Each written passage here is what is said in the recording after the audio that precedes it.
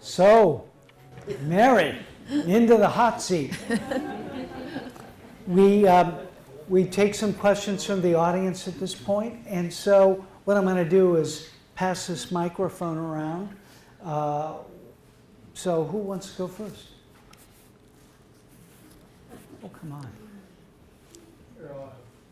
You mentioned the 8 circumpolar states, I think, something like that. Mary, Yes. what are those? We're considered a circumpolar state because of Alaska, and then there's Canada, and then the Nordic countries, including Iceland, Denmark, Norway, Sweden, and Finland. And then you have, Denmark is, especially because of Greenland. Greenland is a part of the Kingdom of Denmark still, even though they really have almost full home rule. And then Russia, of course. So I hope that was 8 at that point. I hope I didn't forget someone.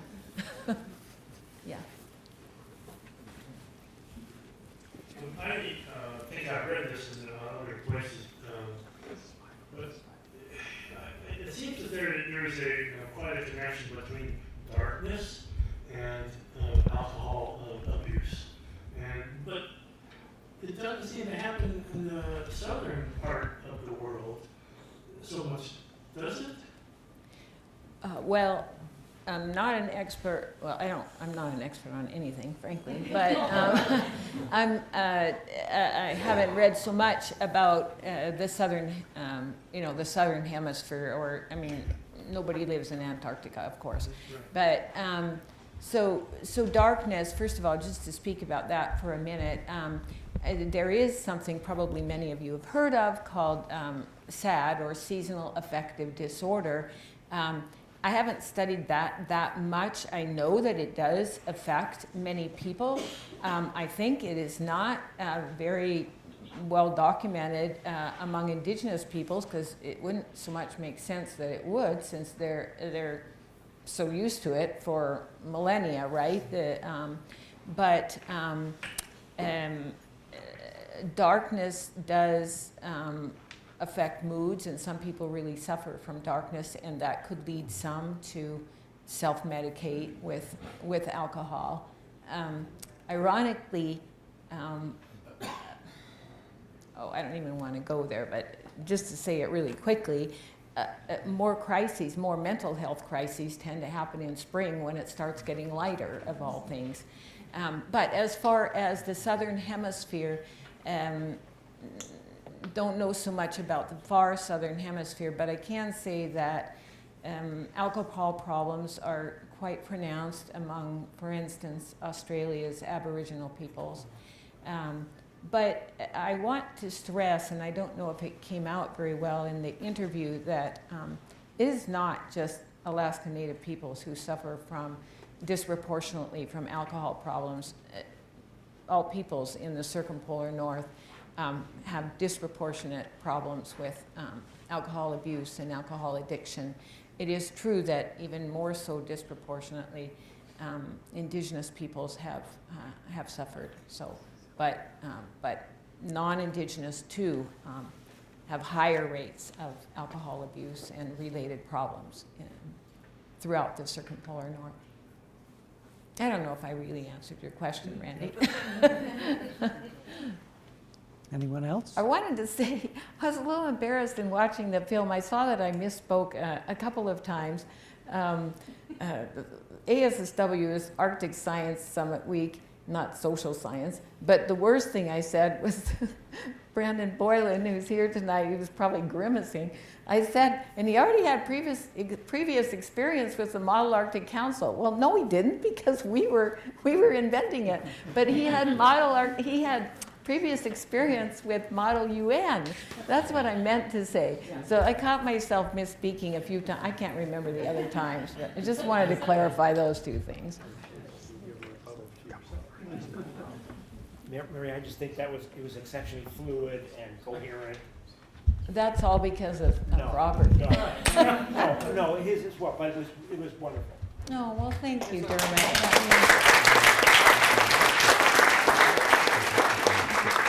That means a lot to me coming from you, Dermot. Does anyone else have a question? Because there are vittles out there, so. And then would you pass it back to them? Now I'm scared about this one because Karen knows me from way back. So Karen, don't go there, okay? I won't tell you. You went to school, you went back to school, right? Yeah. And so you have children. How supportive were they? How hard was that? Well, You could be a role model here for. yeah. So it wasn't an unusual thing to do at all. Actually, when I was going to school, I started in my early 30s. And there were lots of young women. In fact, my sister and my sister-in-law, Andrea and Georgianne, my brother's wife, Randy's wife, Georgianne, they were going to school at the same time I was. And there were lots. It was very common for girls our age. They'd started in school and then they, like I had, met some handsome guy and got married. And so they were at a point in their lives when they wanted to finish their degrees. For me, I hadn't even started because I got married so young. But as for doing it, it was, you had to balance your, your home obligations and your school obligations. I had tremendous support from Lars. Luckily, his work was kind of seasonal because he was a builder, so he had more time off in the winter. But I do think, too, that sort of on the other side of it, besides the challenges, I think I was kind of a good role model for the boys because they saw me working hard. I was a much better student in college than I had been in. I wasn't a bad student in public school. I just didn't work that hard at it, but I was compulsive. Jerry Macbeth, I think he's here. He wouldn't have seen so much promise in me if he'd known me when I was in grade school and high school. So anyway, I was very conscientious when I was a college student, much more so than I had been in public school, and I think that was good for my boys to see. They were all good students and did well for themselves. Right. Wonderful interview. Thank you, Robert, and thanks, Mary, for sharing your life with all of us. I know you pretty well, and I learned some interesting things from that video. I want to say, this is a legacy lecture, and Mary's legacy is in her kids and her grandchildren, whom she adores so much, but it's in her students, and I look around the room tonight, and I see multiple students of hers, and I'm wondering if you could all just raise your hand. Look at all these students.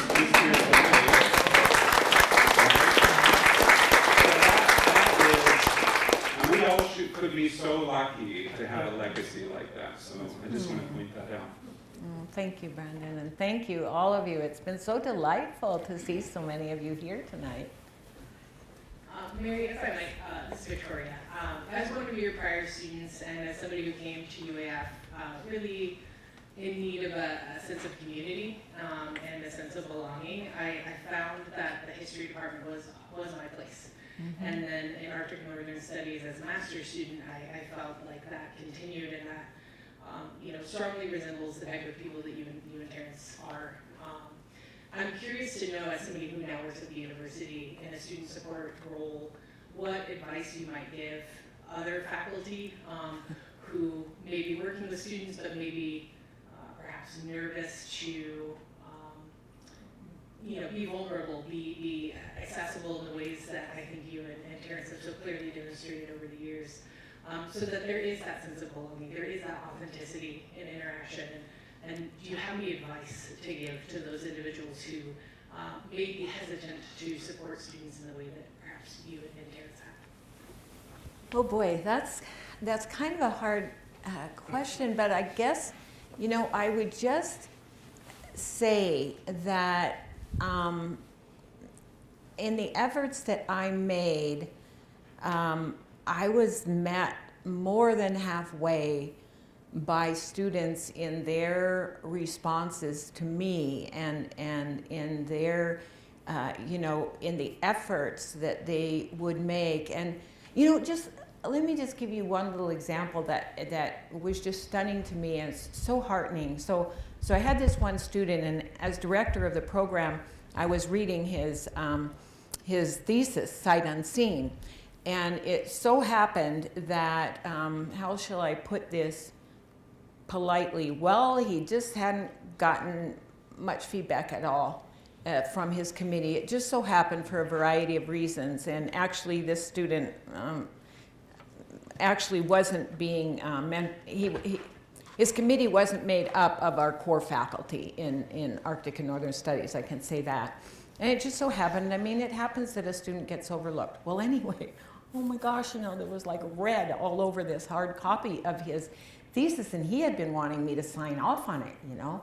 And I'm thinking, he's going to either be furious at me, he's going to ream me out, or he's going to come unglued and have a meltdown. I didn't know what was going to happen. I was kind of, I was really feeling anxious about it. I don't think students realize that we feel anxious about how students will respond to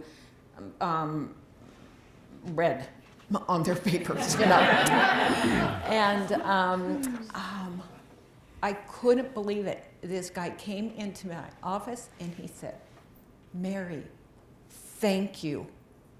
He said, he actually said, "You're the first person who really, really read my thesis and gave me feedback." And I hesitate to tell that story, and because I don't mean to, I have the most wonderful colleagues, and I've named them, and some are right here in the room. But he was so grateful. So, you know, I just would encourage faculty to realize that you'll get back way more than you invest if you give that time to students, and if you meet them halfway, they'll come back at you with more than that. So, yeah, I guess that's my best way of responding to that question. Thank you. I wanted to mention that my mom is part of this story too, because Dr. Burke delivered her in December. It'll be 90 years. Wow. Then that is so awesome. Will you stand up? Would you stand up, Irene? Would you stand up, please?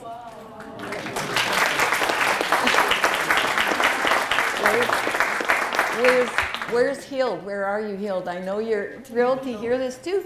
So I told Irene, oh my gosh, I would have interviewed you. I wished I knew. Of course, she doesn't really remember her birth, of course. But this is the most wonderful thing, you know. And we've been hoping that there would be actually people who are still living, who would remember the Burkes. We know there are many people who still know of the Burkes because their stories have, you know, been passed down. But what a delight that you are here tonight. I'm just thrilled to meet you, and I want to get to know you. So we have to exchange numbers, yeah.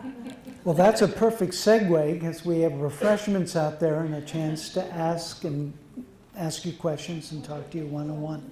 So once again, Mary Ehrlander, thank you so much.